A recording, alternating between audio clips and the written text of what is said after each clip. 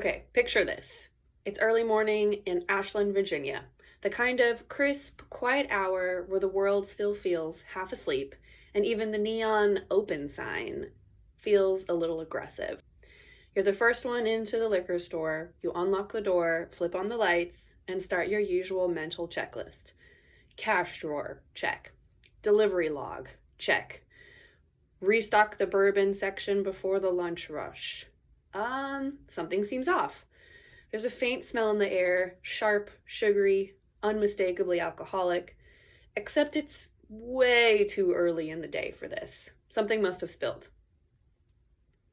You round the corner, and the whiskey aisle looks like it's been hit by a tiny, very targeted tornado.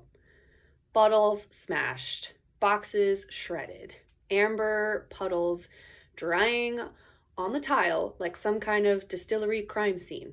You follow the trail of little tiny hand prints, tiny paws maybe, straight to the bathroom door. You push it open and you think, well, this was not on my bingo card. Hi, my name is Leah. I'm your host for this week's True Crime Culinary episode. What is True Crime Culinary? Hey, it's your new favorite bite-sized podcast. I had a fantastic week last week for Thanksgiving. I got to hang out with family, stuff my face with sweet potatoes and marshmallows, and I'm excited to be back in front of the mic this week with a funny story that lets me introduce the history of, you guessed it, prison jungle juice. So let's dive in.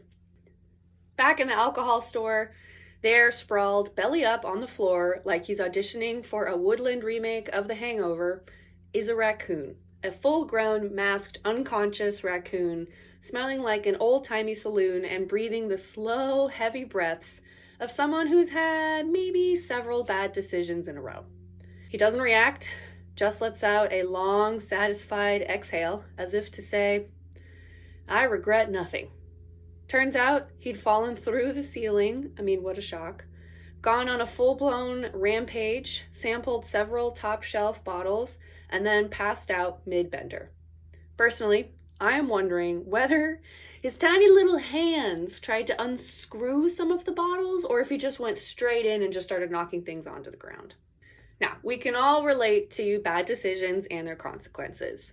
Thus, we can probably understand that alcohol has existed in prison as long as prisons have existed. Any place you have really bored people, limited resources, and fruit, someone's going to start fermenting it. We see in the early jails of the 1700s to 1800s in colonial America, inmates often had access to far more items than today, including actual alcohol from guards who sold it under the table.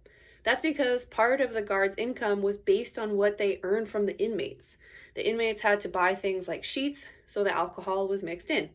When wardens cracked down, inmates adapted. They fermented leftover bread, smuggled cider, made cellar beer from stored apples, and used molasses or cornmeal from rations. That's why alcohol went from a luxury to a skill, something inmates took pride in figuring out. Now cut to later in the 1800s.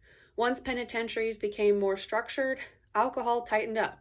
Smuggling became harder, and inmates turned fully to DIY fermentation. Common brews included apple mash, bread beer, molasses, raisin hooch.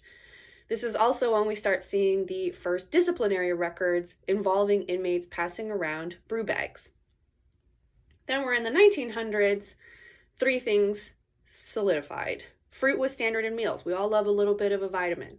Sugar packets became common, and heat sources like radiators, kitchens, laundry rooms were reliable. Electricity, love that for us.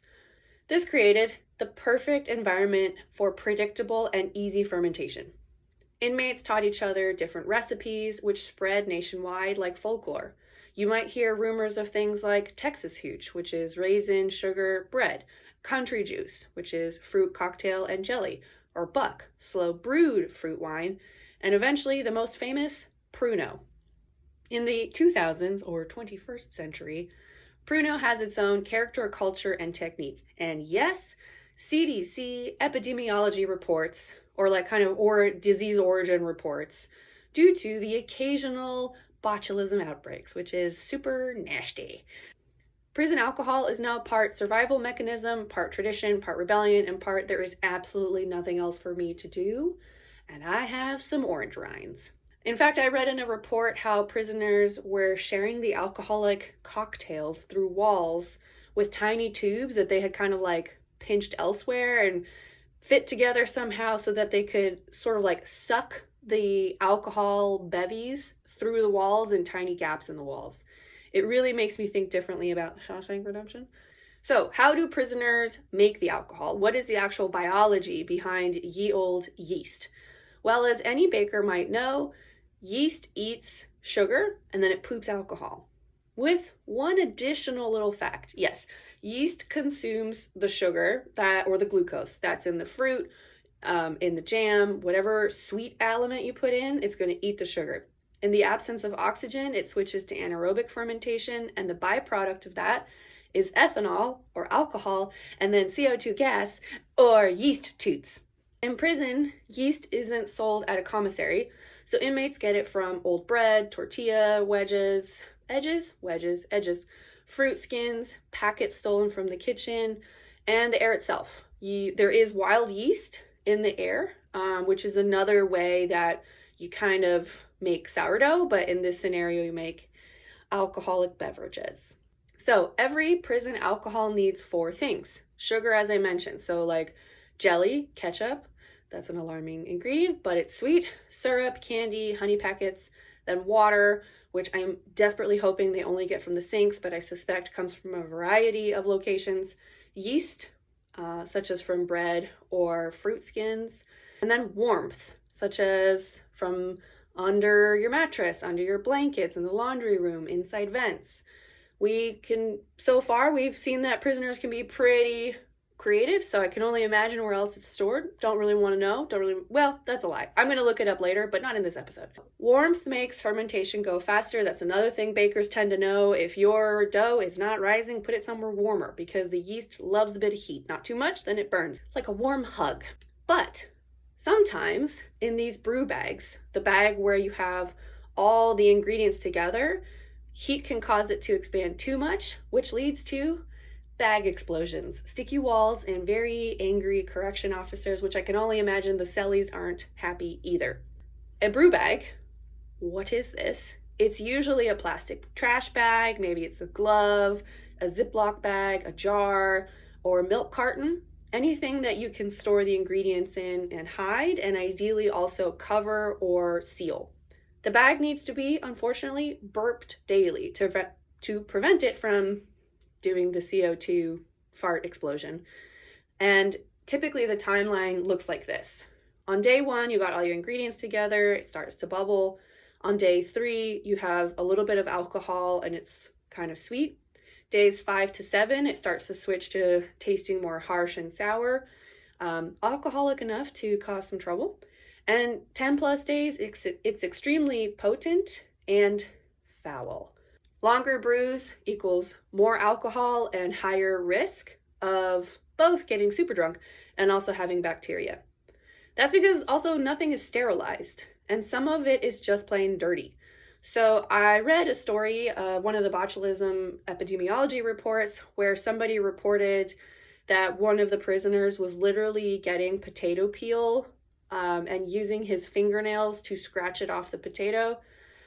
You don't need to be hungover to barf from that.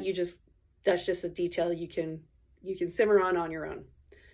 Okay, so talked about how it's made, where it's made, who might make it, but what are the names?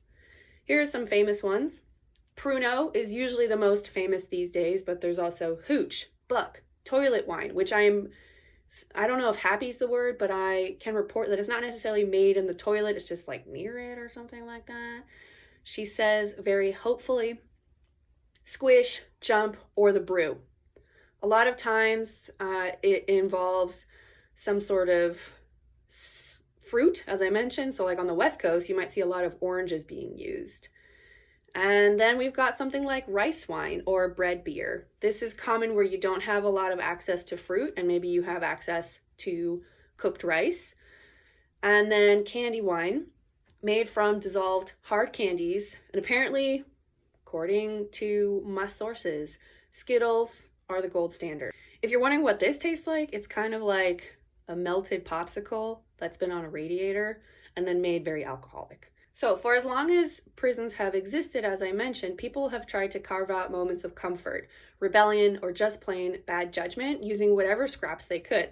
Fruit cups became contraband orchards, bread yeast becomes chemistry, and a carton of orange juice becomes liquid courage. And why would you go through the trouble of making the stuff in the first place? Because food is never just food. It's currency, it's companionship, it's literally an income strategy. In another story I read, it was saying that one of the prisoners was like, you get to prison, you have no money, you have no resources, and you don't have any power. But if you can make some prison or some Pruno, you might be able to sell it and actually get some money to help yourself buy other stuff, which I thought was both sad and interesting. Pruno can be nostalgia, boredom relief, creative outlet, a coping mechanism, and occasionally an animal's treat. Side note, I watched an animal documentary where I saw baboons, warthogs, and elephants get drunk on fermented fruit from the marula tree. This is in South Africa. I also saw it in Namibia. Amarula is the drink product of said fruit that humans can drink. It is super delicious. It tastes kind of like Bailey's. But back to our prison alcohol. From ancient Hooch to modern Pruno, it has always been a quiet reminder that wherever you restrict people, they will get super innovative. They will seek community. They will still look for a little warmth, even if it comes from a fermenting bag under a bunk. And if you're wondering what happened to our little masked friend, I'm happy to report animal control showed up, confirmed the obvious. It is, in fact, a drunk raccoon. And after a few hours of sleep, I don't actually know.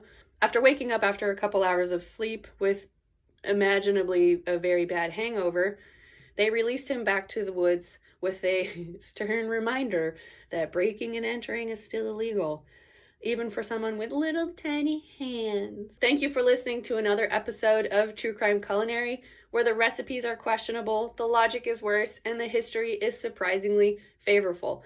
Please rate and share True Crime Culinary with your friends for a laugh or a, hey, did you know this? It really helps me get the word out and find more people like you. So until next time, stay curious, stay safe, and remember, if someone offers you prison wine, maybe ask a few questions and say respectfully, no thank you.